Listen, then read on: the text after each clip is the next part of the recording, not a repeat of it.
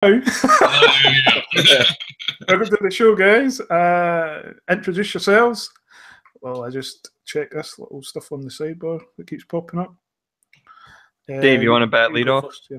Sure. I was gonna say that's I've opened my show like that all the time, going, "Hey, we're here," and fuck, I got something to do. I'm Dave the Klone from the Holland Eye Network, the soon to be relaunching our home base of operations, actually, Holland Eye Network. So very much appreciate an opportunity to come hang out on a live stream, talk about some horror movies with my buddy from Terror Firma.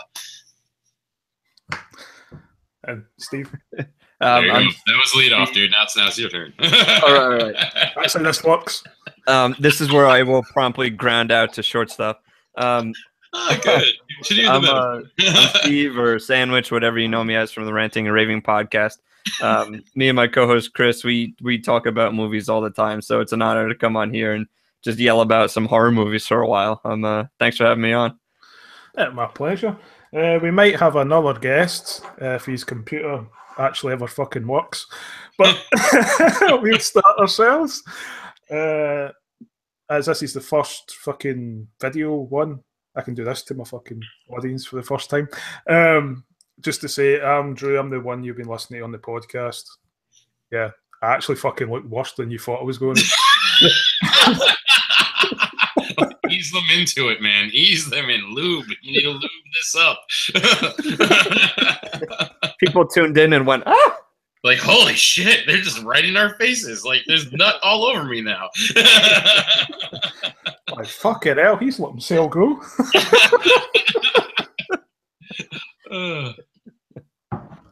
So, horror franchises. I did a little poll thing on the Facebook group, which if you listen to the podcast and you aren't in the Facebook group, you're a dick.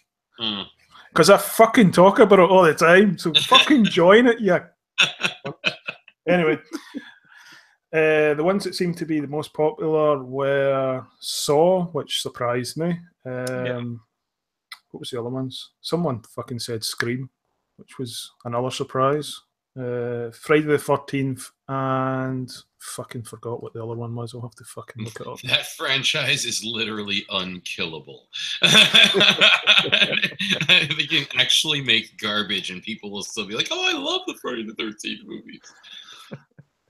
Oh yeah, Friday the 13th is just some knob with a fucking knife and a mask. It doesn't really do anything for me as a movie watcher, but there you go. Yeah, Saw, Scream, Friday the 13th, and Final Destination. God, really? Of all the fucking, I mean, wow. Wow, I was going to say Paranormal Activity is some of my guilty pleasure horror movies, but even I know that's not the right pick. I even defended the Paranormal Activity series on a panel once at a convention in Long Island, just because I was like, look, they didn't really put it on the screen, which fuck them. That's a big mistake on their part. But if you piece all the shit together, there's like a pretty cool story here. It's just we don't get to ever see it when we see the movie. We watch everything but that goddamn story. There's just enough for you to even know that it exists. But I'll be honest, I liked the first one purely because, one, it was filmed dirt cheap. The guy filmed it in his own fucking house. That's clever. 15 grand or something. Yeah. If you have a house like that, you use it, though, man. That was a nice house. You could be shooting a movie and a porno there, and never will the twain meet. It was big. It was a big house. Dude didn't even know his wife was outside. I mean, come on, dude. You could lose a kid in that house. Fucking poltergeist. Oh, shit. Our kid's been poltergeisted? Like, how long has this been going? When did this happen? I don't know, dude. I've been hearing him on the computer. I thought it was his phone. I don't know what the hell's going on. Well, shit, get a devil board. Let's find out what's happening. Hey, Jeff's joined us. Jeff, can you introduce yourself? Yeah, can you guys hear me? Yeah, you sound great. Okay, yeah. Sorry I'm late. I had to reinstall Chrome, and I don't know what happened to my computer. I put new editing software in it, and I think that kind of messed everything up. So, but yeah, I'm Jeff Kacmarynsk, just a independent filmmaker guy, writer. Just trying to do my thing with limited resources, but having fun doing it. Hell won some yeah. screenwriting awards, things like that. So, yep. Limited resources all the way. Exactly. And I just got into a trauma anthology. One of my shorts did, so I'm really looking forward to that. So Nice, dude. it's gonna be cool. Awesome.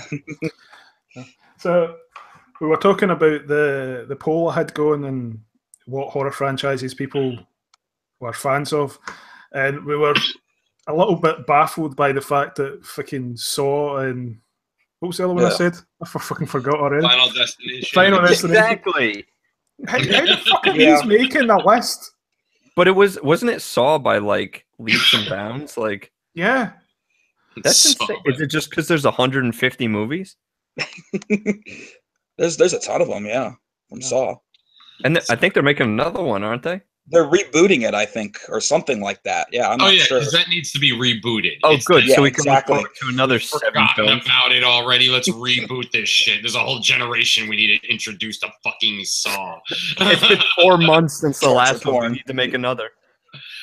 Oh my god. Let's get back to Paranormal Activity while we're at it. Come on. Oh, jeez.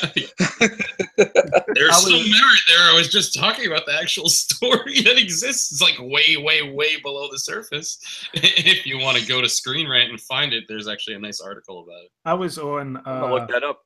podcast 2 months ago as a guest. We were doing something similar to this, and we were talking about the one that was some fucking ghost dimension or something, Paranormal Activity ghost. It was the most recent one that I'd seen like the first 15 minutes and went, that's enough for me. Shit. And I did a fucking tirade of about 9 minutes just shitting all over this film, and then found out another guy on this podcast fucking wrote it. Oh my god! Wow, dude. And he was defending it like the whole time. Everything I said, he was defending stuff, and I was like, "Well, you fucking get blown by the writer." And he's like, "I was the writer."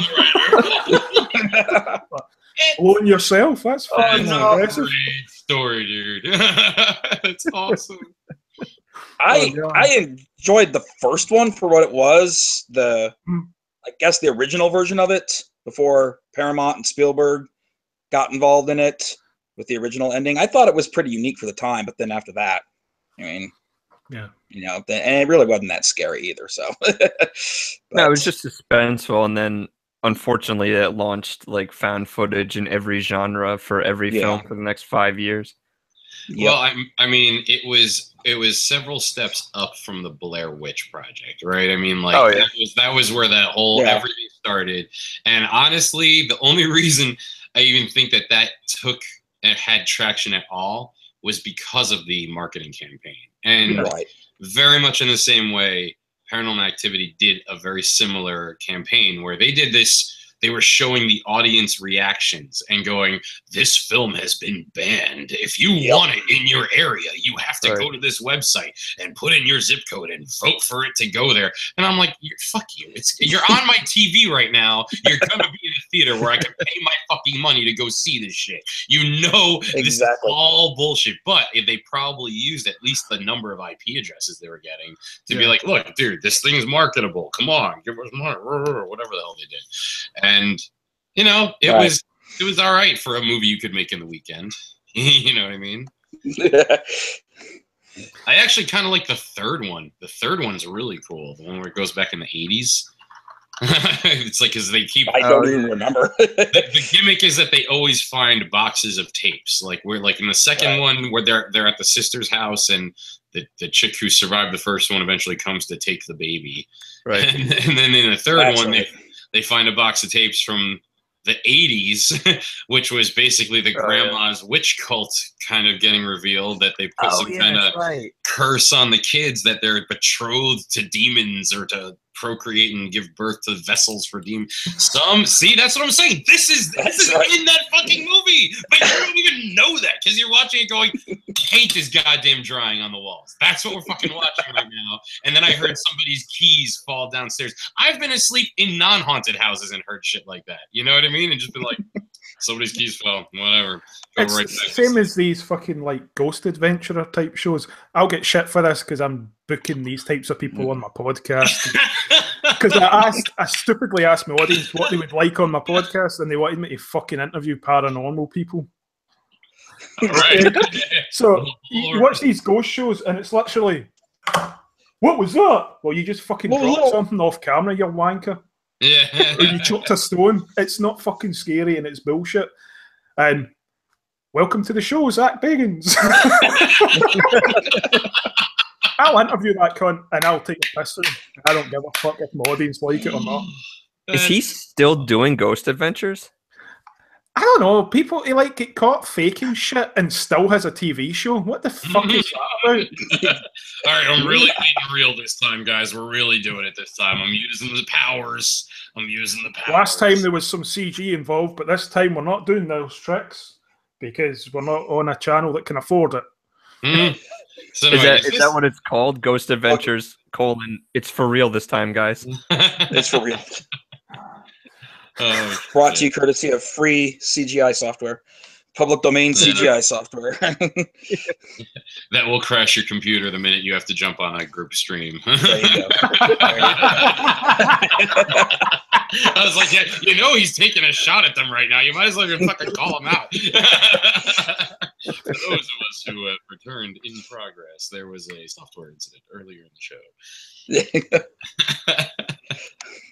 Yeah. I can't fucking say. My phone was fucked for like 2 days because of Facebook. Facebook did a fucking update and killed my phone. Had to get it fixed at the fucking Apple store. So Facebook can fuck off. This is real. Well, oh, that's not. I thought you was gonna say fuck off Apple Store. I didn't think you were going like that. I'm happy with Apple Store. They didn't fucking charge me, which was a miracle for Apple. Yeah, I was gonna say that is shocking right there. They usually charge you for fucking air the moment you walk in the place. But they probably were like, wow, this is kind of interesting that this happened. Guys, write this shit down. We gotta find out who the fuck this is. Go have them killed. I'm gonna give this guy his phone. We gotta give this guy's phone back. But we gotta tell him that it's gonna work, so go kill that guy. And Apple would actually do that shit. It was probably more just that they discovered it on your phone. Like, oh, this is cool. Who's this fucking really tall bald guy that said cunt 5 fucking times since he started talking? He's only said 6 words. Let's get him the fuck out of the shop as quick as possible. He's scaring away all the customers. We had to put in those TSA guys just to say, show us your contacts real quick. We can't have that guy back in here. We need to make sure you're not affiliated, bona fide or not. What I was going to say is, it's quite funny that you would never consider Paranormal Activity to be a fucking great series of movies, but someone says this happened and what one did this happen in and that, and everyone fucking can remember this shit happening in the movies. That's like, I don't know how you would describe it. It's kind of like going and watching a football team that's shit, but you support them anyway. Because it's like what your dad did. So there's this whole generation of people who are supporting Paranormal Activity movies because they're fucking parents. When you see them when they were younger. You just described my entire life. That's hilarious. It's why people still watch Friday the 13th movies, even on their shite. But they've been shite since day one. Yeah. So fuck Sean Cunningham. Or shite. I don't know. I mean, I don't want to interview him, so go fuck himself. It is an interesting idea, the story that like the first one's about the crazy mom, and then somehow it goes at the very last minute, monster out of the lake, and this is the guy from now on for like 20 movies. You know what I mean? It's like 5'4" fucking Jason comes out the lake, and then in the next movie he's a fucking giant. I was gonna say by 2009 he's a bodybuilder with a machete. Yeah, 2009 he's on fucking steroids. He's taking more steroids than The Rock. Don't forget he was in outer space too. Yeah, that one was crazy. I have to admit, I did like the bit where he beat the shit out the two lassies in the sleeping bag. There's also the one, I think there was a really brutal neck break in that one where he's like hiding around a corner and someone walked by and he, like, when he broke that person's neck, I was just like, I fucking feel this happening. That's crazy, because of just how, like, he took the whole head and just twisted it. You're like, whoa, all right. This movie is fucking horrible, but whoever designed this shot, great job, dude. I'm fucking nauseous right now. I'm gonna die. I think that series of films invented the fucking a kill every 12 pages in a script. They created that formula for slasher movies. In doing so, killed that fucking genre. But they invented that because you watch. If you go and watch, like, people say, oh, Halloween invented the slasher genre, but if you actually go and watch Halloween, there is fuck all kills in that movie. There's fuck all gore. Yeah, in the first one, there's fuck all gore. It's the same as Texas Chainsaw Massacre has, fuck all gore if you actually watch it. Fuck, actually, the first Texas Chainsaw is like parts where you're just like, why? This is taking fucking forever. If it was a David Lynch movie, I'd understand, but it's not. What the fuck is this? It's redneck shit. I saw that film when I was like 5 and was fucking rooting for the psychopaths the whole way through it, because the kids that are in it, the teenagers, just annoy the fuck out of me. The psychopath is rooting for the psychopaths. Yeah. They seemed quite reminiscent of my family. To be honest. Oh my god. Did you have the wheelchair kid who knew everything? Oh, I know everything. I know that crazy guy jumped in our car. Maybe he's this guy that I should have thought about before we let him in the car, now that I think about it. Like, okay, dude, everything you just said, fuck you when we all die, okay? Fuck you. I think if I've got 2 brothers, I think if one of them hadn't got a fucking job, he would basically have turned into like fucking Leatherface. Wow, dude. Because he has a fucking serious temper on him. I could see him just going around killing folk with a big fucking mallet or something. And are you just putting this out there in the world so that if it ever happens, they have record that you're like, I warned people. If I get fucking killed, they know who's done it. I want people to know what happened here. You let them know what happened when Khaleesi came to Marine. You tell my story. Earn this. Earn this, said he's Saving Private Ryan. So, what horror franchise would each of you champion as the best horror franchise going? Yeah, I know. Like, now, how are we basing the bet? I guess we could all define it. So. Basically, whatever one you just fucking like the most, because let's be honest, most horror franchises aren't well made. The acting in them tends to be a bit shite. So there's not really much else to go on other than what entertains you. Yeah, I mean, I feel like it's almost blasphemy, but recent horror films like the Conjuring universe that's being created, the Conjuring 2, they are going to do a third one, and then Annabelle Creation, all get great reviews. They're all scary as fuck. They're just really well-made films, and they're really scary. And right now, there's not a bad entry in that universe. So if you want to go with batting average, I would go there right now. Nice. They are scary as shit. The Conjuring was fucking horrifying. Oh, yeah. It was like really well done. And I think I kind of feel like, obviously because it was James Wan, also the Insidious sort of series of films that have very sort of self-contained feeling about. That third one kind of went a little far off the range, I think. But I was even say with that, there's 4 of those Insidious movies, and they're all good in their own right. It's pretty impressive what they're doing. They brought in time travel. They bring in parallel dimensions, and that was done on the cheap too, and in a way that was very unsettling and scary. The first Insidious movie, the apartment I used to live in, even though at the time that I moved in with my ex-girlfriend, and everything was fine. Like, I was fine sleeping in the dark. I was fine walking around in pitch black. After we watched Insidious, I always had to have lights on in the place for the rest of the fucking time I lived there. Like, there was always a light in the hallway on at all times, just because that fucking lipstick demon didn't like lights. And I'm like, motherfucker, that guy's behind people at all times. Lights on, bitch. Lights on. And that giant fucking red face. I don't think I ever jumped off my couch. Oh my God. Yeah. When he appears over what's his name's shoulder in that one scene, you're just like, oh my God, it's over. It's over. That and when he's up in the corner, I don't know if it's the first one or the ceiling, you know what I'm talking about? In the nursery? She's got the mask on and she's kind of like translating to the guy, and the guy's writing down what she's saying, and the thing is above the kid's bed. Yeah. Fucking, Nope. That's not what we're talking about? Where it wasn't. No. I'm just I don't want to like, stop talking about it. I don't want to imagine. I'm tapping out. It's too scary. I'll be honest. The lipstick demon, as you were calling it, didn't scare me because what it made me think of was it looked like a fucking Doug's erection. Wow. And all I want to know is what the fuck was the director smoking when he came up with let's make a baddie out of Doug's erection. Wow. Wow. I don't know if that's going to change the way I look at it, because that thing still scared the shit out of me. We're supposed to finally get its like origin story, I think, in the next installment, because they keep kind of keep leaving that dangling for us. It explains the stiffness of the character, though. I'll just keep setting them up for you to knock down. Are they making another Insidious? Yeah. Really? Wow. Okay. Nice. They're going prequel. Okay. That's got to be the lipstick demon's origin story. You mentioned Conjuring. I actually know the real life eldest daughter of the family that's based on, called Andrea Perron. Yeah, interviewed her on my old podcast. Interviewed her twice.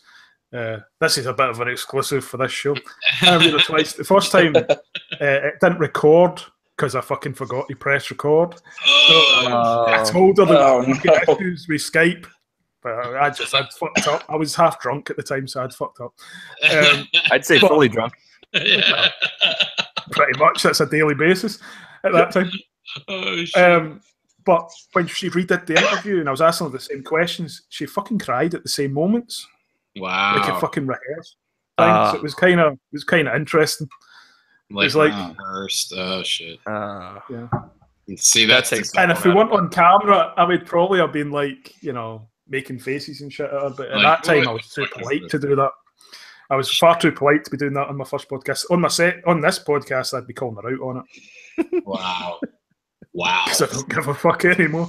Well, that's the whole thing, though. I mean, like, these are some of the people that are out there going, this shit is real, dudes. All right, it happened to me. I fucking went through it. And we're like, okay, well, that's kind of making the mystique of all this work, I mean, I definitely think about it when I'm looking at places to live. I'm like, all right, was anybody killed here?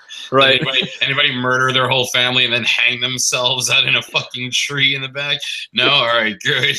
That's anybody named Bathsheba on the previous? Yeah, right. It's like the first house that we used to live in, a house that was over 100 and some years old. And we didn't know this after we closed on it, but I was out doing yard work. And this guy pulls up and goes, "Oh, you're living in so-and-so's house now?" And I'm like, yeah, I heard a lot about him. He goes, "Oh, well, he died in the bathtub. So, if you hear any weird shit going on, his ghost is still there." I'm like, thanks a lot for telling what me. The fuck, dude? I think you could sue the realtor for not telling you that. Yeah, probably could have. Yeah, We're out of that house now, though. Did you guys have any experiences there? Not really. No, unfortunately. Not really. I always wanted to, but we never really did. As far as franchises you guys are talking about, I'm gonna have to agree with you on recent ones. I really do like the Insidious movies. Okay. For me, what creeped me out more was just the use of that stupid Tiny Tim song. Oh wow! Tripping through the daisies or whatever. That just got to me the first time I saw it, and just like, I know this song. It's not that scary, but in the context, it just really uneasy. So anytime they play children's songs in horror movies, it's like, ugh. Like, why are you doing this? My all-time favorite, and I don't know if we really could consider it horror. It's probably more sci-fi. For me, is obviously the Alien franchise. Yes. Oh my god, I was hoping someone would. Even wearing an Alien shirt today, so yeah, I even like the shitty ones, except for maybe Alien versus Predator 2. Not so sure about that one. That's like the only Alien movie I did not see in theaters purposely. But well, what yeah, about that whole like series. Even Prometheus and Covenant, like even the new ones, or I saw do they Prometheus not on it counts, I guess. I saw Prometheus opening nights at a midnight showing, and I sat in the parking lot for like an hour afterwards going, Ridley Scott, what the fuck did you do? Yeah. And over time, I developed an appreciation for it. I went back and watched the Blu-ray, and I don't think it completely sucks. It's a well-made movie, but it could have been better.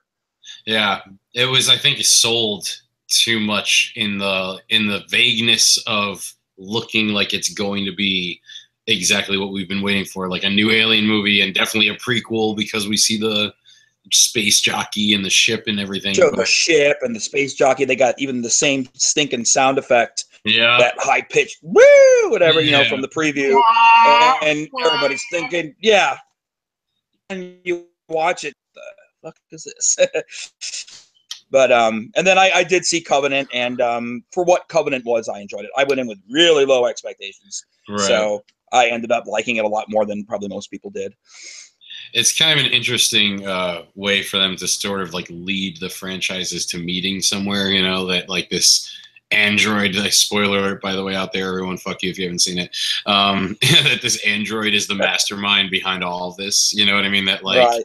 just because he's, fucking hates humanity, like, oh, whatever, we're going to make some fucking monsters. Like, and on one hand, it's kind of cool, but then I thought about, on the other hand, it does take away that mystique of, do I really need to know where Geiger's alien came from? No, probably not, because as a kid, when I saw the first Alien in 1979 in the theaters, I didn't want to know. I just know it scared the shit out of me, and that's all I wanted to know. And you thought about all these crazy stories about where you think it came from, and now it's just an android, like you said, that hates people. So it's kind of a mixed feeling on that, but it is kind of cool. But it did. I mean, and it also did. I mean, I hated Prometheus, and it's grown on me a little bit over time as well. And I guess part of me also, because of all the rumors that Neil Blomkamp was going to be doing Alien 5, that was like going to retcon and pick up where Aliens left off and kind of put us in a better trajectory there. Is sort of like, I feel like the franchises feel the halves of it anyway feel different. So I feel like I think of the old Alien franchise. If we were talking about horror franchises, I think of like the first Alien, Aliens, even through Alien 3, I really enjoyed. Mm-hmm. But Alien Resurrection is where it like really kind of starts to fall apart. And then Predator, which was just awesome on its own, Predator was so badass just as Predator, and it was just because that one shot of that the xenomorph skull in his trophy case in Predator 2 that all of a sudden everyone's like, oh, we gotta cross these franchises, we gotta do it. Like, really? I don't know. The comic books were kind of okay, but I think for movies it didn't really work. I don't know. No, I agree. I don't think the movies. The first one, I had a fun time with it, but it was still ultimately not satisfying, especially considering who directed it. So I won't say anything else. I mean, well, I just got done for the first time watching the Resident Evil series. I stopped at 3 and finished the other ones. And you got a ways to go. Yeah, seriously. I'm done. Oh, I finished. I just watched the last one, and I stopped after 3 when they came out, and then I just kind of neglected however many of them there were, and I just watched the final one last week, and I got a migraine after 10 minutes of it, because it's just, he couldn't hold on to a shot for more than 5 seconds. It's just bam, bam, bam, bam, bam, bam, and it's like, you've got pretty good production design here. You obviously had some money behind this movie. Let us see what the fuck you're doing. Yeah. Instead of, but yeah, anyway. Obviously they did well though, because they're rebooting that series now. They're rebooting that franchise. Yeah. Oh, Jesus. Yeah. Is it called The Predator? Yeah. Is it supposed to be like on the Predator's world? Are we seeing the Predator world in this one? Or I have no idea. I haven't read too much about it. I've seen cast photos, and they look like soldiers. So I don't know if it's back in the fucking jungle, to be honest. Isn't it like Dutch's son or Dutch's like nephew or some shit? Like it's a descendant of Schwarzenegger from the first film. So it's like, to me, I don't consider continuing something, you know, decades later as much of a reboot as like a far delayed sequel or like a long awaited sequel. I mean, if it's kind of going to live in the same as if the timeline hasn't changed, to me, a reboot is like, all right, we're fucking pretending the first ones are gone. Like completely just, they don't count. You know, it's like the Nolan Batmans. It's like, yep, okay, there was that. Then there's these three that are just these three. And then anything that comes after this, even though I was producing Man of Steel and was supposed to kind of merge the worlds a little bit better, is going to be separate. It's just my trilogy, these three. This is it. Kind of like a standalone anthology. Yeah. Shane Black not writing the script for the Predator? Isn't he doing the and he was, you know, Hawkins. Yeah. Jeez, he got a big pussy. Jeez, he got a big pussy. Yeah. You got a lot further into the Resident Evil franchises than I did. I think I watched the first one and just went, fuck it, that's it for me. I think I win because I didn't watch any of them. Yeah. Never looked interesting. Right. The first one wasn't bad. The mansion looked like the mansion from the game for the first like 10 minutes of the movie. You know, it felt like the game again. Kinda. It looked like the poster child for bad video game movies, and I just avoided it. It is. And no one was like walking along a wall like this. That's what fucking Resident Evil is when I'm playing it. Me going along a wall like this.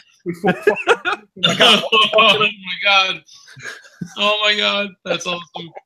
That's great. I recently saw a headline. I didn't read the article, but the article was titled like 10 games that haven't withstood the test of time, and it was a shot of Resident Evil 2's like splash page. The cover of the box was the photo for the article, and I was like, yeah, I haven't touched any of the old games, but I still have my original Xbox that's accessible, and I like to throw it on every once in a while. At least I thought I would like to. I tried recently, and I'm like, whoa, so slow. What the hell? And it was just, you don't really realize it, but the newer tech, it's so much better. I don't know. It's almost like Prometheus looks different because they're able to film it better now. You know what I mean? So it's sort of like, even if they didn't intend for the franchise pieces to look so different, they are going to look different. You know what I mean? It's sort of nothing to do about it. They had better fucking ships and screens before the Nostromo came along. The Nostromo has fucking tube TVs. We have touch screens in Prometheus, and then in Alien we have buttons that were flipping and switching and analog LED lights. You know, I mean, come on. At least in Covenant, they tried to merge those two worlds together. You had the touch screens in Prometheus, but you had a bunch of switches that were flicking. So I don't know. It's the problem for the ages. Yep. Drew, what I used to like the Halloweens. Yeah, Halloween. There's some of the Halloween sequels I kind of like.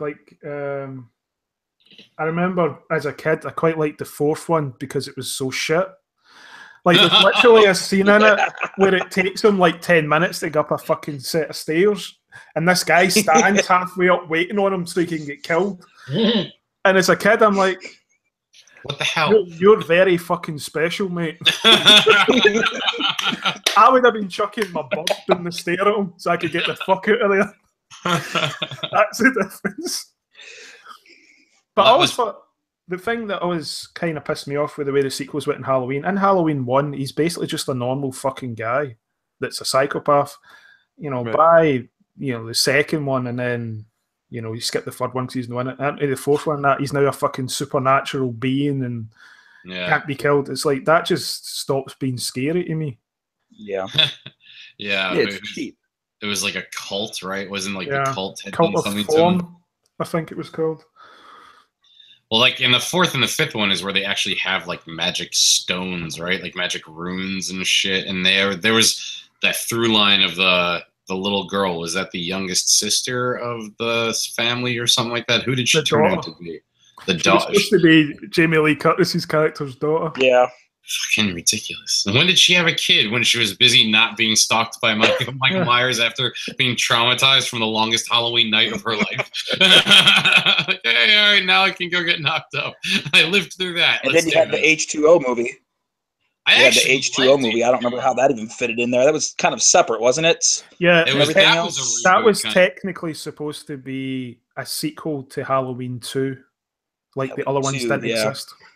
Wow. Which is quite funny because they've now done that again, because the Halloween movie, which is coming out next year, is a sequel to Halloween 2. But that's the one that Danny McBride and why is the John Carpenter's getting a paycheck because he's doing fuck all on it. He's just getting a paycheck and he's scoring it. He also had to sign off on it, though. I think that he had to approve the script. But it's like, here's your money. Jordan Peele's writing it with him, right? It's Danny McBride and Jordan Peele are doing it together. Yeah. I don't know. I'm kind of interested to see that. You got to remember, it's the same what he did on the Fog remake. He was a fucking producer on that. That film was shite. True. Never saw it. I watched The Mist instead. It was just like 2 movies. It's like we have a new Armageddon Deep Impact happening here. I'm gonna go with the Stephen King. Not to say Carpenter isn't awesome. The Thing is awesome. I love The Thing. I love John Carpenter, but he's getting some money. That's it. He's been looking to make. He was trying to fund some film and couldn't get funding for it. He's been trying to make it for like 6 years, and you're like, if a filmmaker of like that caliber, fair enough, it's been a while since he's had a hit, but a filmmaker of that caliber can't get fucking funding for the dream project.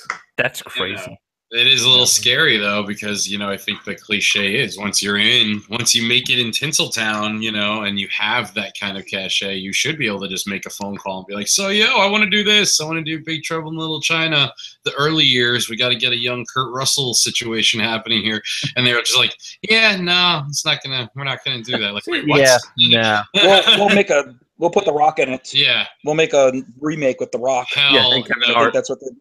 I can't even stomach the fact that they're doing that. That's killing me. I did read something today though, and I didn't catch the whole article. Carpenter supposedly is doing some TV show deal now. I don't remember what the network was or something. I just saw it in passing on probably Facebook or something. But he's got something in the works for some kind of anthology show or something. So, is it related to the Big Trouble in Little China universe or? No, just something that Carpenter's doing. I don't know kind of like the Masters of Horror thing he did before. I think it's something like that. It might be something like that. Yeah. Like I said, I just saw the article and headline. I think it was probably about the time I was trying to get ready for this. But he's doing something. So you can look it up. And there was a rumor a while back that they were looking to bring back the Outer Limits. And it's going to be all these 80s fucking horror and sci-fi directors were going to do the first bunch of episodes as well. So I don't know if he's been linked with that. I feel it's every time they try to do stuff like that, it doesn't work, and I don't know why. Is it just because the audience doesn't appreciate stuff like that on TV anymore? Here's my opinion on it. Stuff you watched when you were a kid, you're nostalgic for. Yeah, if you watch it nowadays, it's aged like fuck and it's shit. But nostalgic for it, so you always think it's better than the remakes. Yeah. I was going to say nostalgia is just the entire equation there. Yeah. And then you watch the new version of it, you're like, oh, wow, this is really not good. Never mind. Nostalgia is the Vaseline on the camera lens of life. It's like my wife had never seen Halloween, right? So I was like, oh, it's a fucking classic movie. You got to sit through it. And we were like 20 minutes in, and I was like, fucking hell, this is very fucking, Why did I do this? Watching this with someone that's never seen it before, you're like, fucking hell, this is not aged well. Yeah, like I loved the original Fright Night with William Ragsdale and Chris Sarandon, and when they remade it, I was furious. I was like, fuck you guys, make a sequel, make number 3. William Ragsdale isn't doing shit right now, just go get him. But I guess that wouldn't draw anybody because there's this whole generation that doesn't even want to fucking hear it. And I hate sounding like an old person, but they're like, if it was from before I was alive, being that they're 13 or 14 right now, like, if it was before I was alive, I literally don't give a fuck that it existed. You're like, okay, great.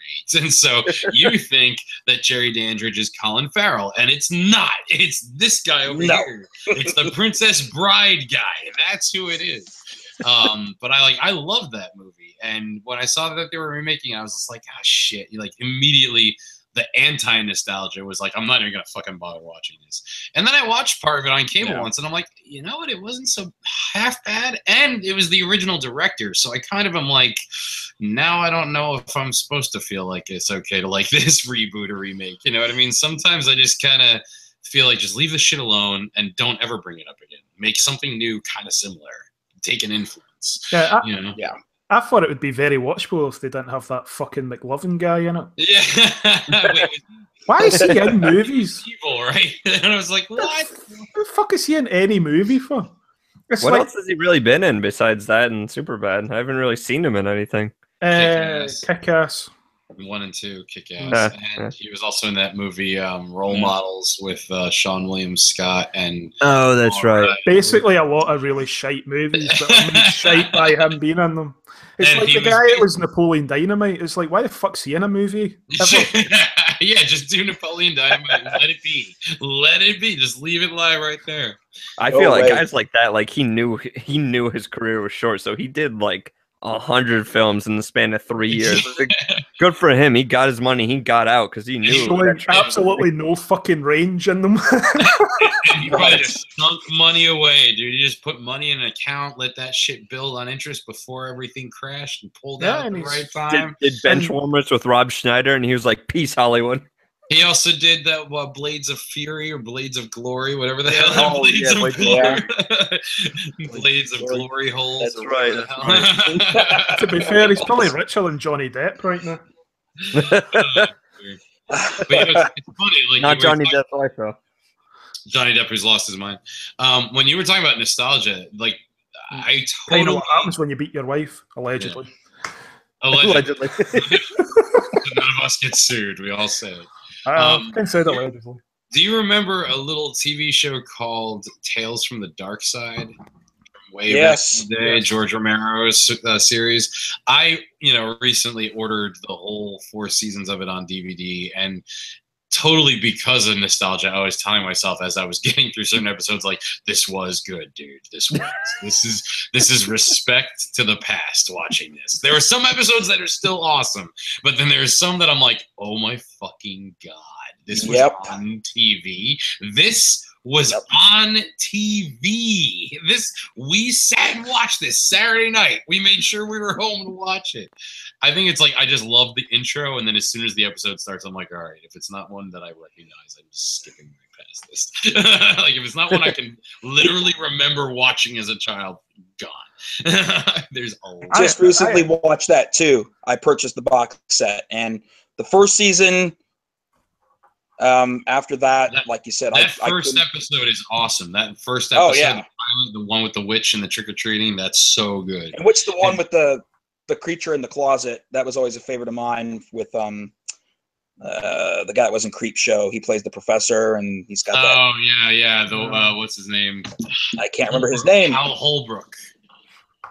Is it Hal Holbrook? I don't think it was him. No, it was Hal Holbrook's friend in the the other episode. Professor, the other guy who was then a bad other guy. Professor. Yes, he was the bad guy in the Guyver and like Reanimator and all that other stuff. But after that though, that I found myself not recognizing any of those episodes, and just okay, I'm gonna finish it because I bought this. I'm gonna watch them all. Yeah, if it kills me, and it killed me sometimes. There were some that were just so bad. It's like the thing is, though, if you go back and watch like fucking season 1 of the X-Files or something, it looks so fucking old now. Oh, it's rough. It looks like it's from the 80s, not the fucking 90s. It's really bad, and I don't know if that's. And it's weird because there's some things that they've restored on Blu-ray, and you'd swear they shot it yesterday because it looks so clean. And I'm like, how in the fuck were they able to do that? There was no Blu-ray back then. I guess when they were shooting on film, high enough resolution. they were shooting this stuff on like video at Fox because it looks rough, like so.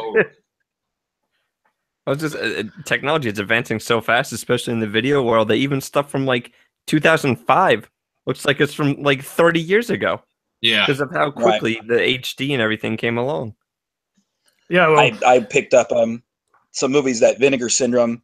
I went to the Days of the Dead convention out in Indianapolis last weekend and picked up a bunch of Vinegar Syndrome and Severin films. I always order that stuff anyway, but I watched I think it was called Slaughterhouse, late 80s slasher, and they did such a good job restoring it, which is great, but it looks like it was shot yesterday. If it wasn't for the 80s hairdos and music and the cheap effects, it'd be like, oh shit, they just shot this last month. You know, so it looks great, but yeah, it's what you were saying. Some of the stuff, then you go back and watch, it's like, what the hell? X-Files looks like shit. It's like some of the stories carry it through, you know, because like you remember, and especially once the mythology starts getting built, you're like, oh wow, fucking cigarette smoking man was real involved with everything. Like Jesus Christ. Like if you don't watch this motherfucker. Twin Peaks is the same way. When Twin Peaks came out on Blu-ray, I remember watching that thinking, my God, you know, on network TV, this looks beautiful. And then you watch the Blu-rays and it's like, what? They really it looks like it was shot on 16mm film. Yeah, they had no budget for this special effect. This effect is not special at all. I watched this film. I was going to do one of my review episodes on it. It's called what's it? Terror Beaver, which I thought was a fucked up super game. But it's kind of like Terror Beaver. I thought, this will be fucking fun. It was made last year, and it looks like it was made in the fucking 60s with the special effects. There's literally a bit in it where there's bats on fucking strings. Oh, wow. And I'm like, they had fucking CG fire a second ago, and now we've got fucking strings with bats dangling. Fuck? They blew their wad on the CGI fire. That's why. There was something that was making its rounds around some of the New York festivals called Crackoon. That was I can't believe I'm giving it props right now, because I mean it's one of those things where I'm like, no, and I really can't shit on people who actually have the motivation and go out and make a fucking movie or make a project or put something together. I mean, maybe there are people who should have never done that, but the fact that they had the passion to do it and that they actually got other people involved and camera people, like, go you. But when your fucking thing is called Crackoon and it's about like a raccoon that takes some nuclear poisoned crack and becomes like an undead zombie that's going around and killing people, and there are scenes where you literally see like the hand in the puppet like killing the person, I'm just like, all right, look, this was fun, guys. But like, if even if I participated in this, if I was friends with these guys, I'd be like, this is cool. Burn this fucking thing. We all watched it. It was great. But now just burn it and bury it. But apparently it was gaining traction. So I don't know. You know, it's hard to gauge. This is the type of shite my fucking fans of this show tell me to watch. There's this fucking great movie called Zombies versus Bigfoot. Is there like, are they chatting to you right now going, yeah, I saw Crackoon, man, that shit's amazing. Why is Dave shitting all over it? Like, go fuck yourself. If you're writing that, seriously, go fuck yourself. You're a part of the problem. Anything that's too shitty to be a sci-fi original, they tell the truth and watch. Exactly. There's a guy, she's commented the whole way through this fucking thing, Exorcist, like 1,000,000 fucking times. I just refuse to say it. His head is spinning around wherever he is, and he's eating pea soup all over the room. And it's really cool. Your buddy's here. Oh, yeah. Donkey Punch for life. For life. This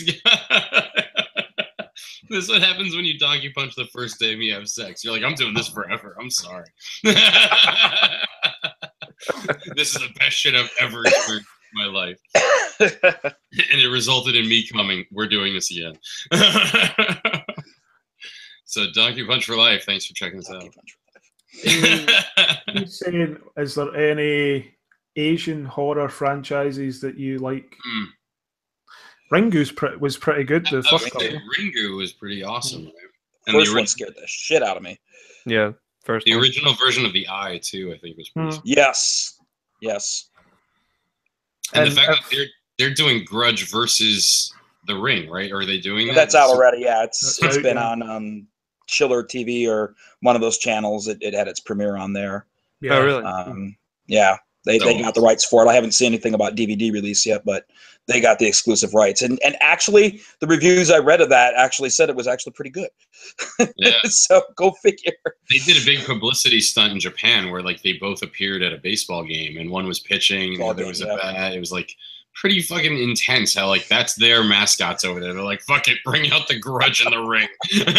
We're out here going, we got Mr. Met running around fucking City Field going, hey, everybody, baseball. They're like, bring out some horror monsters, real horror monsters. Anyone who told the kids this shit doesn't exist, that kid is losing his mind in the stand right now. There's puke everywhere. Everyone, kids are literally shitting themselves, and we're out here clapping while they pitch and fucking bat to each other. Tokyo, man. I'll throw out. There's a Japanese horror film. I can't remember the fucking original Japanese name for it because, like, I'm Scottish, so I'm not gonna be able to fucking pronounce it anyway. But the English name for it is Black Mold, and it's basically a family move into this new house that they can't really afford. They're down their luck, and there's fucking black mold in the ceiling, and it drives the fucking parents mental. It's fucking really good. It sounds fucking stupid. The mom, there's a scene in it where the mum fucking chucks boiling water in a pan over her Wayne. Oh wow! Her kid, basically, her child. I shouldn't say Wayne. Wow. It's really travel beyond Scotland. I assume what you just said is pretty bad, so I'm gonna nod and It's say, like so. she's boiling this water, and you like, I don't know, she's supposed to be making tea or something, but she's boiling water, and the Wayne's just fucking sitting behind her going la la la la la la like this, and I'd have fucking killed the Wayne. But she just goes like this, and fucking chucks it on her, and the effects are fucking brilliant. Oh my god! No social work turn up at all. That's just fucking normal, apparently. In that part of the world. I used to be an avid. Show up at all. Let that sink in for a second. Other countries are like, fuck it, man. You had kids. Good luck. We're not gonna get involved. That's gonna be plenty pain for all of you. Holy shit. I was gonna say I used to be an avid Asian horror fan about the first time I saw the first Ringu, but then when China and Hong Kong and South Korea got involved, and every freaking movie had the ghost in the white dress with the greasy hair in front, and it just got, and then they were cell phones, and then they were in DVD players, and they were on YouTube, and what's the last Ring movie they made? It was a YouTube video that went around. It was just called Sadako. It was absolutely a horrible movie. Yeah, it was terrible.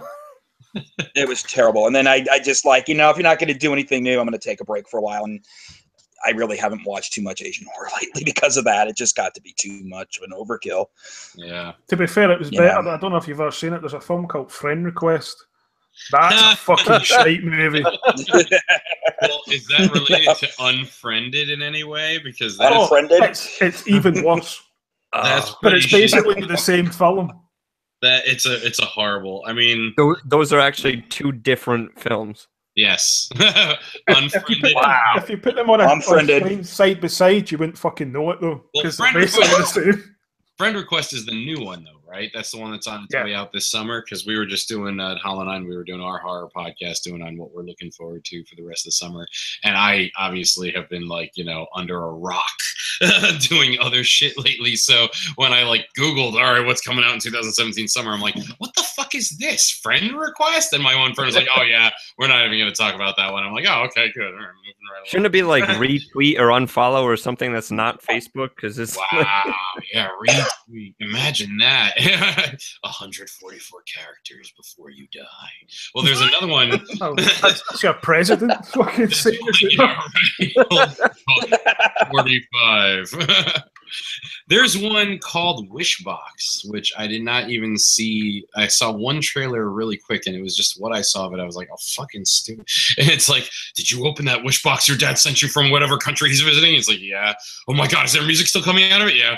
The people are gonna die until the music stops. I'm like, oh my god, I don't need to watch this. Like, just gonna avoid this completely. You're just like, what the fuck is getting through? Like, how is this getting through?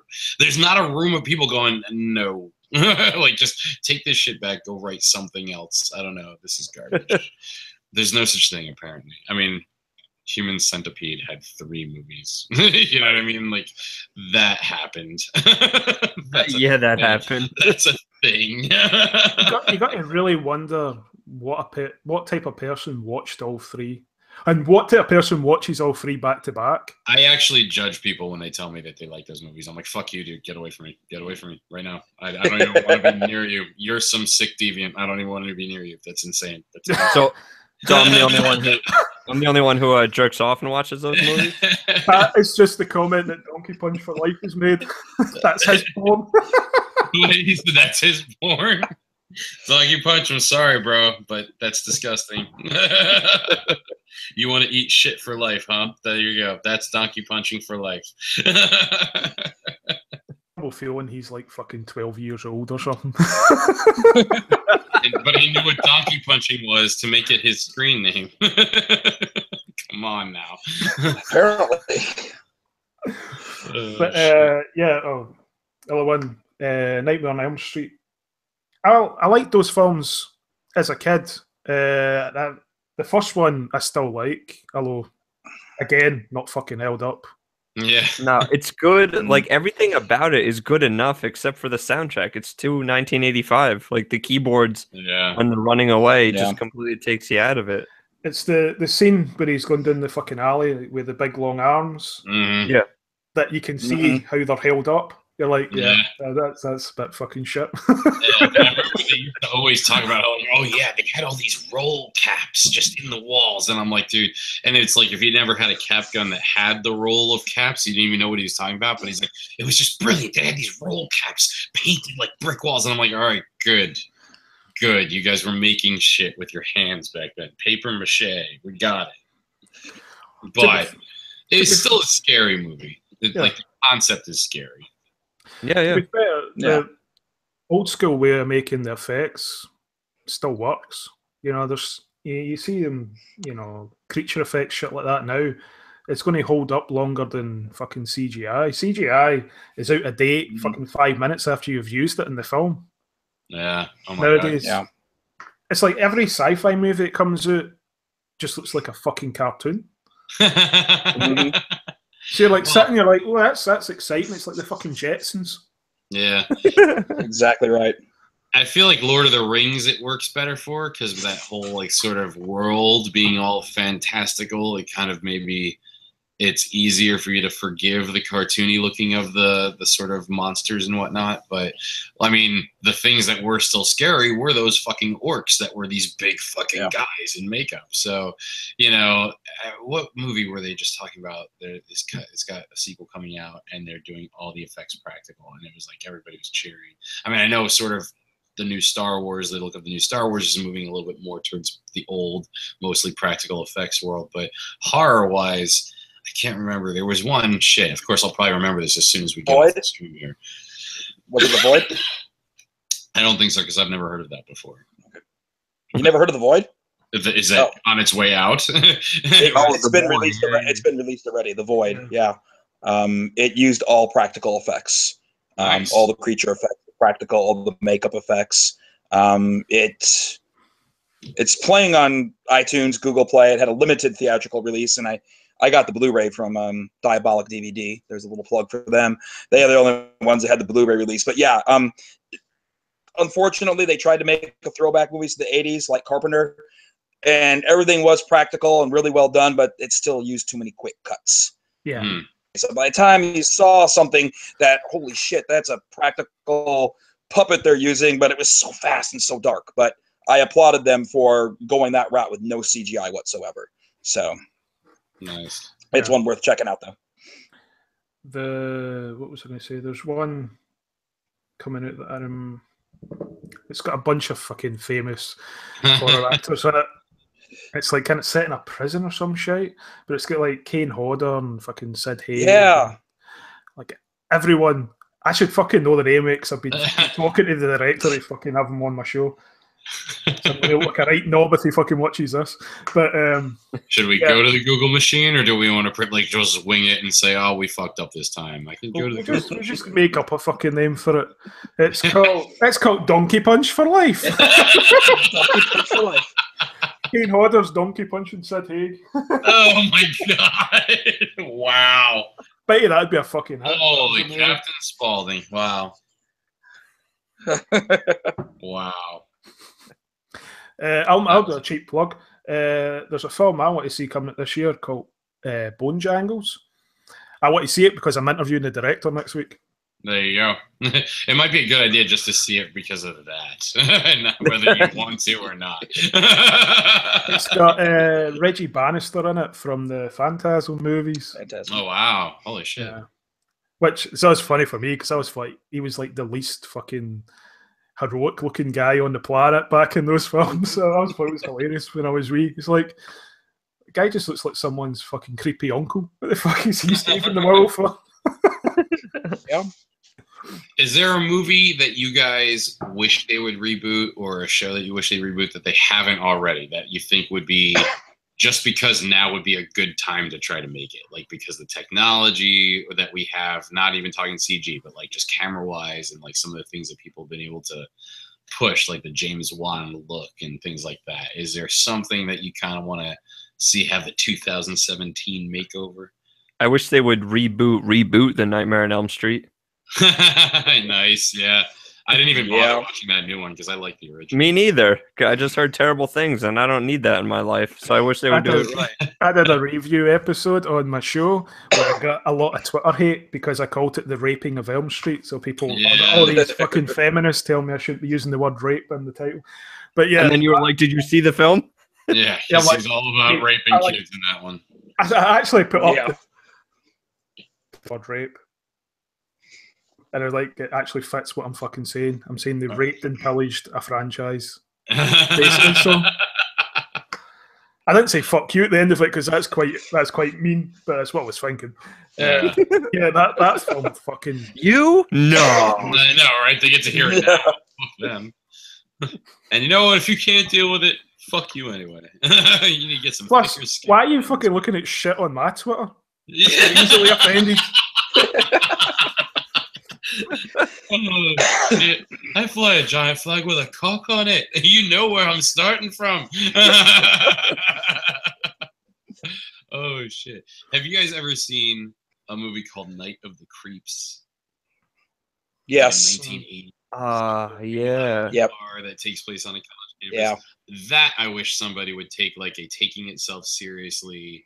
Ooh, let's make this over and make it new approach, because it had so many tropes going on and it was so campy and cheesy. You know what I mean? Like, I just think if they did it now and they found a bunch of people, but like, you know, you got to get a couple names in there.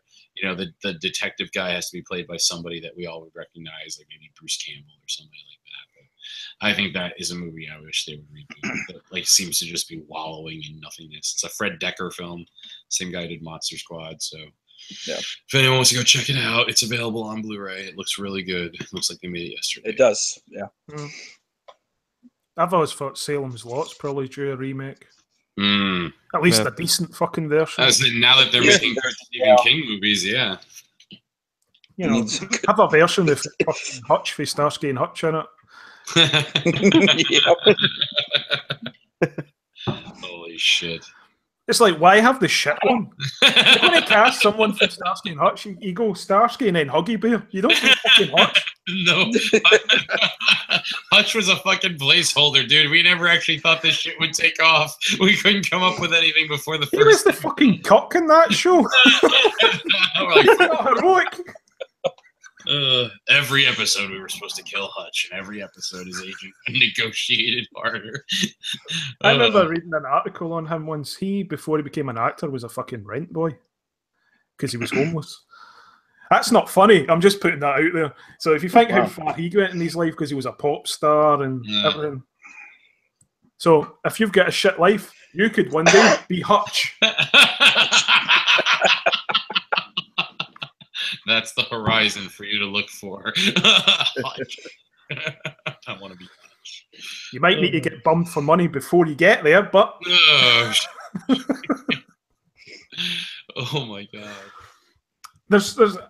There's a fucking campaign online at the moment for Jaws to get remade, which I don't really see the point, because No. the shark will still look fake as fuck. And they've done so many shark movies lately. Yeah. In the last couple of years. Yeah, Oh, there's too many shark movies. Just leave Have Jaws you- alone. Leave Yeah. him Have you seen alone. the one that's like the sharks getting fucking exorcised? It's Shark Exorcist or something. Shark it's called. Exorcist. Yeah. What? There's Shark Exorcist, and then there's one called Raiders of the Lost Shark. Wow. Are you shitting me? I'm And serious. Sharknado, Yep. and Sharknado 5 is on its way out too. God. I actually have Shark Exorcist on DVD. No. I haven't watched it yet, but I got it for $1 at Family Video. So Oh, it's so one of you're the those, one. you know. It's got I'll a buy pretty that good for cover. $1. The cover image is pretty good. The guy holding the close up to the shark. That's quite fun. Well, joke's on me, because that's the next film I'm watching. Oh jeez. You can let us know how it is. It's a good film to watch if you're pissed. Mm. I wouldn't watch it sober because fuck, what you risk. What are you thinking? Oh shit. You'd prefer to be fucking possessed than have to watch it sober. That's the thing. Why is there so many fucking possession movies out at the moment? Yeah. We live in a time when fuck all people are actually religious, but they keep making all these fucking religious horror movies. Well, Who's scared by? Like, it's impossible to keep track of the ones you've actually seen. well, the funny thing is too, because there'll be one called The Last Exorcist, and then all of a sudden it's like The Last Exorcist 2. You're like, well, what the fucking fuck, dude? The Exorcism of Emma Rose, and it's the Exorcism of John Smith, and it's like, well, Yeah. which one did I see? I don't remember. Like, Now, It's basically they either put exorcism or possession and then some fucker's name at the end of it. right? There's like 50 of these movies. It's like people keep recommending them to me. They're like, "Oh, I want to see what you think about them." I think they're shit. End of. Just assume he thinks they're shit until he doesn't.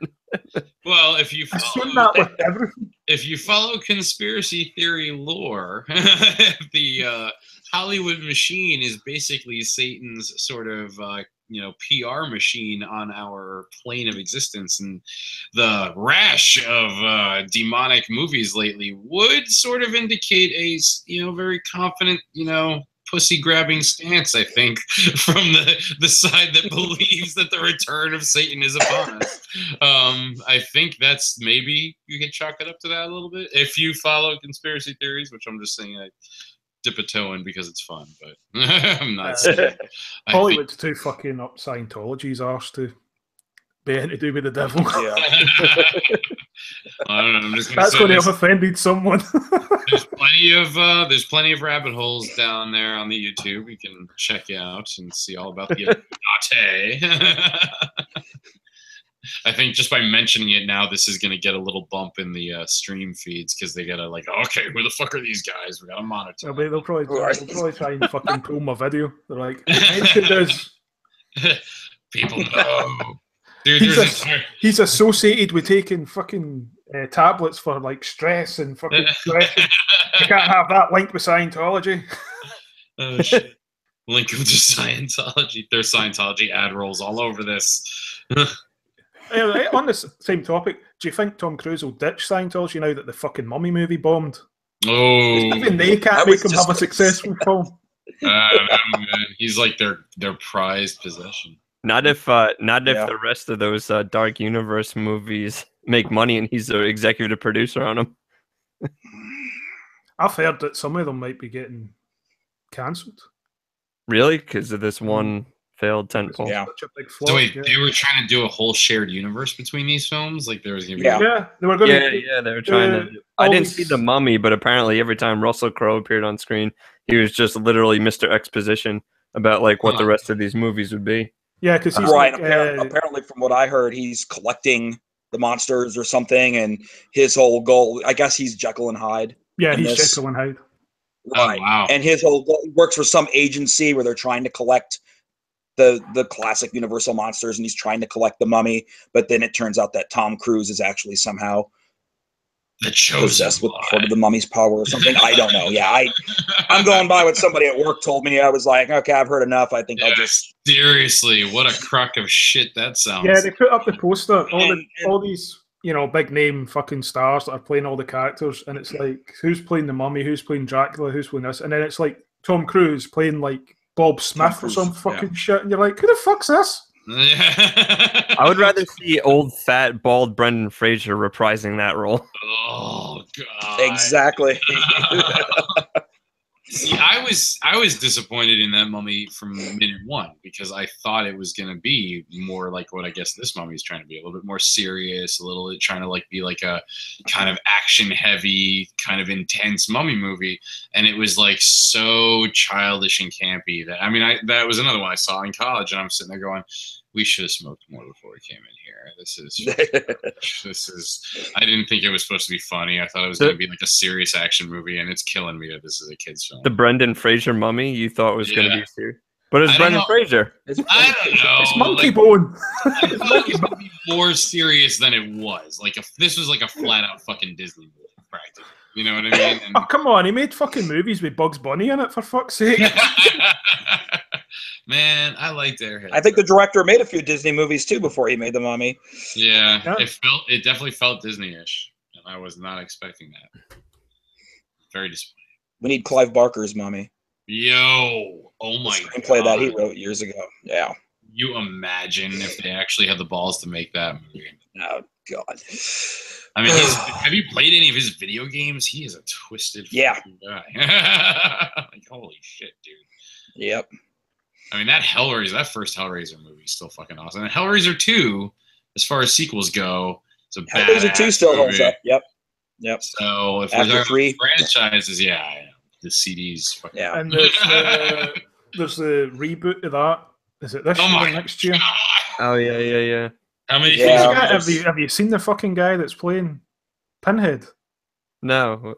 He looks like some fucking guy to be stacking shelves down the local supermarket. It's like, could you not get someone that fucking looked remotely into it? You, come here, we need you. We're about to make your life change. You look like a weirdo with a unibrow. Want to play Pinhead? How about cast a fucking guy that can act? I'll probably interview that fucker on my podcast when it comes out. That's the thing, man. I just know you're putting all this energy out in the ether, and it's going to turn into a magnet and just pull. You fucking send us. All right, we'll come on my show and we'll talk. It's like when you were mentioning Brendan Fraser, I was holding back because he was supposed to be coming on one of my other fucking live stream shows, my Drew Carson show when it came out. But I think I really pissed him off. I did a Skype with him and I guess his publicist or possibly his carer. I'm not 100% sure because he looks like he needs a fucking carer at the moment. Oh no! But he's like, he has no personality anymore. Really? It's like this. It's like he's on fucking pills for like. So he's like totally just a fucking zombie. But we were talking back and forth, and it was just like him going like this, and then the publicist fucking asking it, and they said, "So what do you think?" And I said, "I thought I'd have to get fucking divorced before I had to get supervised visitation."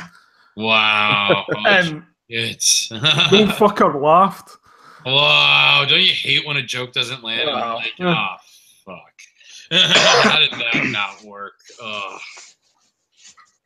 It was me thinking, maybe I shouldn't have started this whole fucking Skype call by saying, "All right, my cunts." That's how it works. That's how I say hello. I don't know why people find it offensive. Then you just go, "I'm Scottish. That's how I say I love you." Yeah, that's a culture clash, guys. Deal with it. So, what other? Oh Christ! How many have we made? It's a whole backlog. This guy's saying it's not really a franchise, but what do you think of Hammer horror films? I think they were made by a studio called Hammer Horror. And that's about it. It ain't a franchise. What the fuck has that got to do with the show?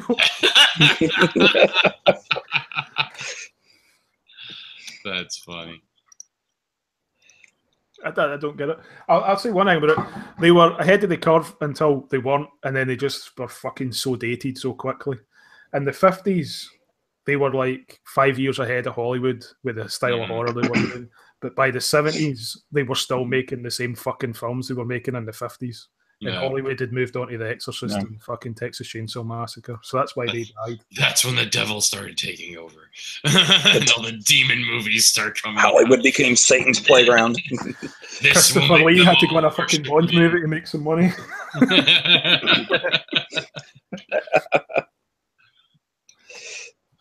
One of the things I was actually talking about the night in the pub, we were talking about Sean Connery and you were talking about Lord of the Rings earlier, and he had turned that down. Yeah.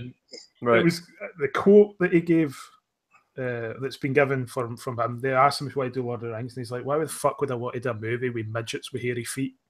Holy shit. Yeah, he doesn't really hold back from what I've heard about Isn't that what he is, though? Oh, He's quite tall.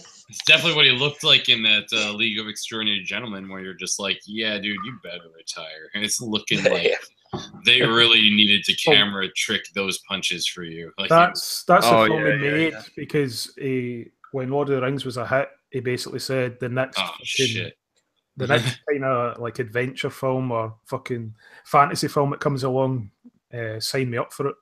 And that's what unfortunately came along for him. That's what came along. Yeah.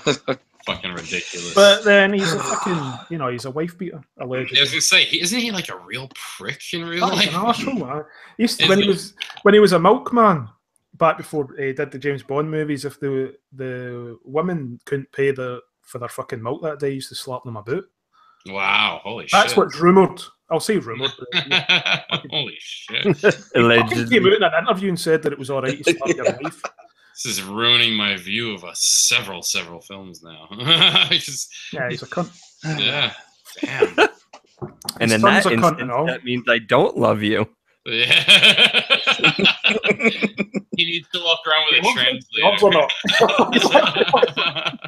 They meant you, dude. They meant you. When you use it. It's like your version of dude over there. Like the non-gender binary universal just article. Like, yo, dude, come here, dude. It's like, let's start an argument over everything these days, guys. Fuck it. Can't use dude. Fuck you. Use dude. There we go. Here's someone that's said, what about the Purge movies as a franchise? The what? The Purge. The what? Purge. Oh, the Purge? The Purge? I heard wow. Purge. Yeah, me too. And I'm going, I thought it's a Purge, yeah. I have no idea what that is. Is that some weird fetish shit from some corner of the world I've never been to? They just don't say ours in Scotland. I like. We're not that type to say ours. I liked the second one. I thought the second one was cool. I think that was like the first time where I thought, oh, maybe this could be, I guess, a world. I haven't seen Election Year though, but I know. I was gonna say I saw the first one and I tapped out because I was disappointed with just where it went, how it ended up. I didn't even watch the other two. The second one is so good. The second one's really cool, actually. Okay. It's like a team of people trying to survive the night. Like, and like one of them, of course, is like a military trained guy. So he's actually like out to fucking get some blood himself, and he winds up helping these people. And it becomes a pretty cool survival. Like almost like, remember Judgment Night when they go pulling off the highway and they like wind up in the hood. Like, oh my god, back in the 90s, it's like white people in the hood, horror. The first one disappointed me because it was just home invasion. I thought the concept is so cool, and then you're gonna just contain it in a home invasion flick. And I did see the second one, and I did enjoy the second one. Yeah, you felt the more scope than the first. Like you definitely felt the scope. Okay. And I have not seen Election Day yet, though. I haven't seen the third one, so. Yeah, fuck them. They're shit. Well, I mean, the premise is amazing when you think about like the premise is great. There's a politician running on the platform that they need to stop the purge. That like it's fucking insane. Like to me, this is like what we're all gonna be like 6 years from now. Going, all right, guys, seriously, the wall was crazy. It was a crazy idea. We gotta pull this shit down. And there'll be people going, on purge night, make sure he dies. That's how we're gonna handle things from now on. You know, it's like when you think about the idea of something like this happening and what the purge could be used as like a political tool. I mean, that's what the second one explores a lot, is people who like literally hold a grudge for the entire fucking year, and then on purge night they're like, yes, this is the night, and you're like, holy fuck, this is what it would really be like. This is like, this is kind of scary because of how possibly real it could be. I don't know. That's basically what the UK is going to be like in 5 years. Yeah, the post-Brexit UK. Yeah. All right, everybody, just to keep you all under control, we're going to let you fucking kill each other one night a year for 6 hours or whatever it is, 12 hours, you know. And the Irish are like, we're already doing that. We're already controversial. Wow. We're covering a lot of ground here tonight, man. I have to find at least 5 different types of people in the one night. Well, it's not a fun show, is it? That's how the show's making its way around the continents. They're like, these are the enemy. We must kill. Yeah, so oh Christ. That was just someone's made quite an inappropriate Wes Craven joke in the sidebar. That was all. That's one you'd maybe hear in a pub and laugh, but you wouldn't fucking say live on air. Yeah, commit to digital memory, you know. What do you think? Do you think horror franchises are beneficial for the horror genre, or do you think it kind of waters down the fucking content?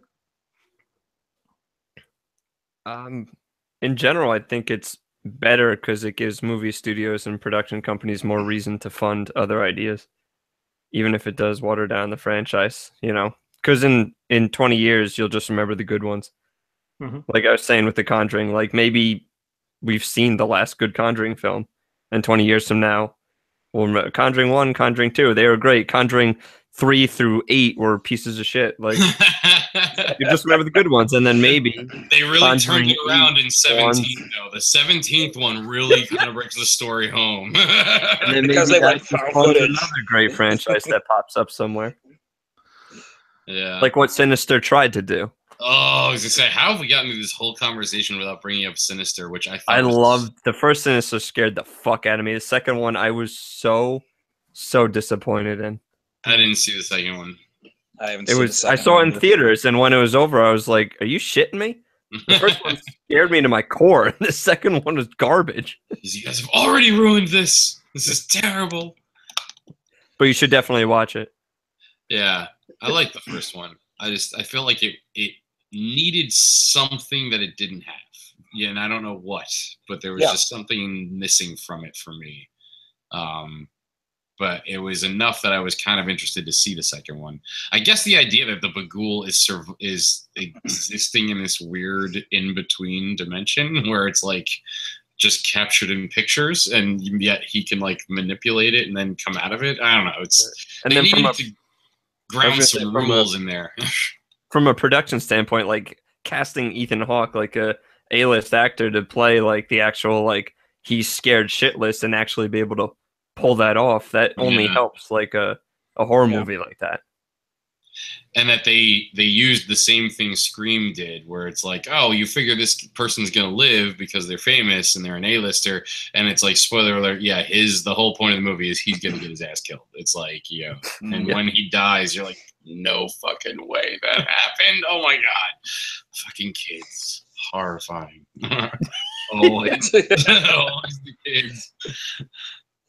That was a bit dark. Fucking kids. Fucking kids. That's why punctuation matters. Allegedly. Allegedly. Depends on if you talk to people in the Vatican or not. There we go. We've offended Catholics as well. I figured you got a hit list going on, and it's more like, you've just hit the magic word. Today we were hoping to offend the Vatican. Like Who's alarms going off, confetti falling out of the sky. Have any of you actually been to the Vatican? No. We did a holiday in Italy, so because we were at fucking Rome, we decided we'd go to the Vatican. Walking around it, there's some fucking creepy ass pictures hanging up in that place. There's pictures that look like women getting raped. They probably are. And there's pictures that look like children basically getting raped, and you're like, they fucking not even hiding the fact that they're doing this to kids. Out in plain sight. Best you know way this to is hide. here, right? It's like I'm an atheist, so I'm probably not supposed to be in here. maybe you're the only one who can see it then. Maybe the true believers are blind to that shit. Oh my god, yeah. Like in Westworld, like, what door? I'm like, that door, you motherfucker. What are you talking about? What door? Like, I program them so that they don't see things that would hurt their mind. Like, okay. Okay, fucking arsehole. This guy has just basically went, without the Nightmare on Elm Street movies, there would be no Lord of the Rings, because the Nightmare on Elm Street movies built Are you fucking kidding me? Are you fucking kidding me?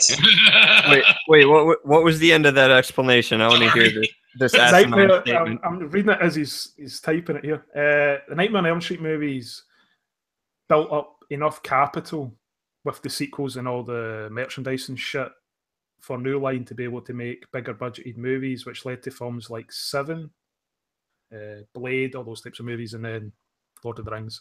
So no other company could possibly do Lord of the Rings? Yeah, that's what I took from it. But what he actually meant was... I get what he's saying. I understand what he's saying, but New Line was bought out by Warner Brothers years ago. Yeah. Seriously? Oh my God. You know, at the time Nightmare on Elm Street... This is the problem when you have fucking idiots on your Twitter. He's now called me a cunt. I was gonna say, dude, wow. I would expect something. Go wank into your mum's pants. Oh God. I'm one of those people that doesn't give a fuck if I offend my audience. So the blades have come out. It's Logan time, motherfuckers. Who's gonna survive? Quite sadly, he's now getting the piss taken out of him by a lot of other people. I did not encourage that at all. Your minions came out of the ground like you've spoken about the master. Don't defend the masters, that's the masters. Jesus Christ. This live stream will become everybody's favorite horror movie very soon. Yeah, pretty much. That's the sequel to a friend request, is live stream. Yeah. Oh my God. And then the last one is podcast. It's a reverting to the old technology. It's the last episode you'll ever do. It's like halfway through, Ripka pops up and never fucking says it and just sits there. Oh shit. Oh God. Oh my God. Oh my God.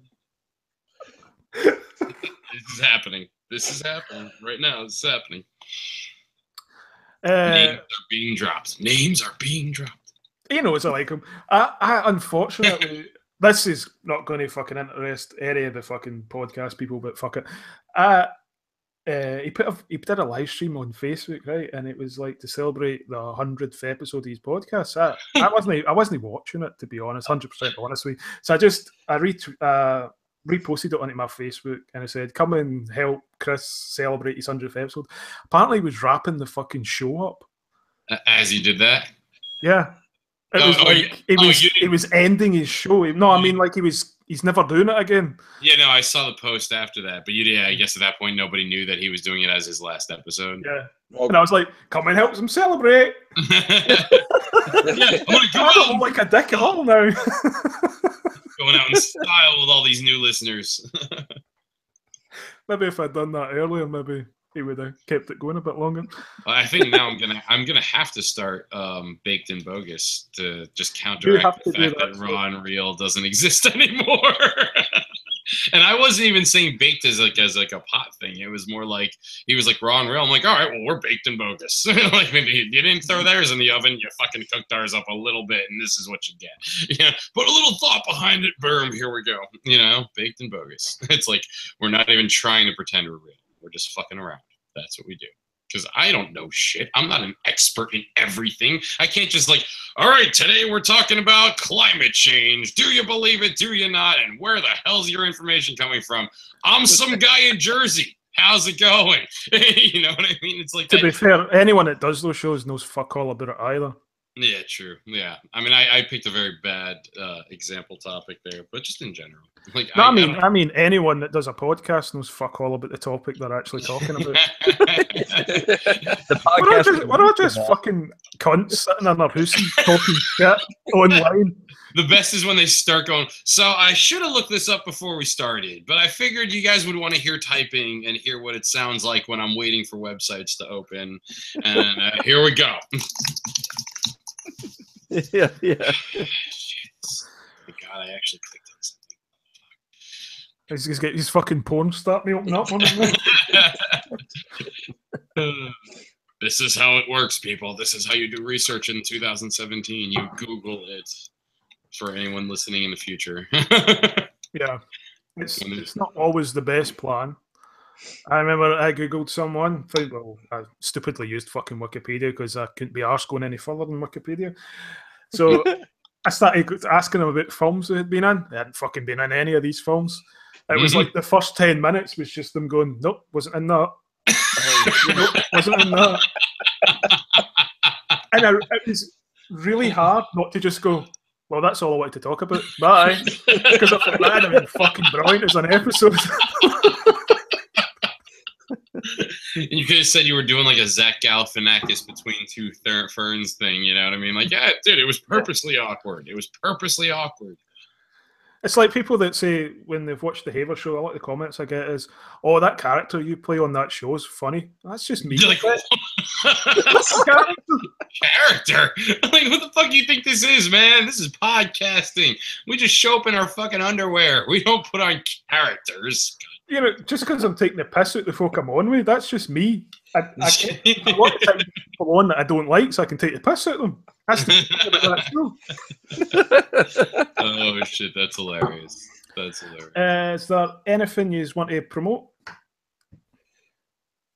I batted lead, so why don't I'll bat cleanup this time. Why don't someone else go first? Okay.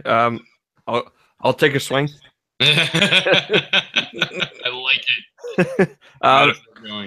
Just the Ranting and Raving podcast. If you like anything I said at all tonight, check it out at Ranting Podcast. That's it. Really, thanks for having me on, and it was a great meeting all you guys. Cool. You want to check out Cellar Dweller Films? We're on Facebook. Cellar Dweller Films is my little production company, like 2 people. Yeah, we're got some other Grizzly stuff lined up for short films. Our next one that we're doing production is The Legend of Akamanto, a Japanese bathroom spirit. So that ought to be a lot of fun. Nice. It's going to be a really gory thing. Someone said some if we can secure a public restroom that'll let us bloody up the place, we'll be fine. That's awesome. I'd love to be making that call. Like, yeah, I need to be able to turn your bathroom into like a fucking murder scene. Is that going to be okay with you guys? Well, as I mentioned at the top of the show, with the Hollow 9 Network, actually, I'm the CEO and founder of the Hollow 9 Network, which right now is a podcasting network that you can find on Podomatic. But we are, by the end of this month, going to be relaunching we're going to be sort of relaunching the whole network on our new website, which will be hollow9.com. And that's the word hollow, the number 9, INE. We're doing that just to be fucking different and cool. Deal with it. You'll learn to love it. And we're actually going to have a whole slew of new programs coming out, and all the programs that are currently on our mega feed are going to be getting their own RSS feeds. So we're kind of excited about that. And I'll just leave everybody with the words Tangent City, where blind alleys never lead to dead ends. Just keep your eyes out for and ears out for some stuff that's going to be tagged with that. It's going to be a little bit of our sort of flagship show at the new shop. So take a look. We're also on Facebook. You can find us there, Hollow 9 Network. We post a lot of funny shit there on our Facebook page. And obviously, I do this, the podcast for this. Behavior, which fuck knows what, I don't even know how you. This is what it is. You ever watch The Office, the Christmas special? It's like, so, David, what you got going on? Oh, a whole lot more of these. Yeah, all right, what else? Just doing this. It's like, okay. Yep, pretty much. Judging a fucking horror film festival, which I don't know if I'm actually allowed to fucking announce at any point. Kept in the loop really fucking well on it. So, look out for that or don't. And the Haver, I don't know what the fuck you'd call that as a show. I basically bring people on, we talk shite, and you give us stuff to talk about. Usually stupid stuff like fuck, marry, kill, Trump, Putin, and fucking Theresa May. That's still my favourite question so far. Like there was literally 15 fucking minutes where my guests went through the reasons behind every one. Like, God.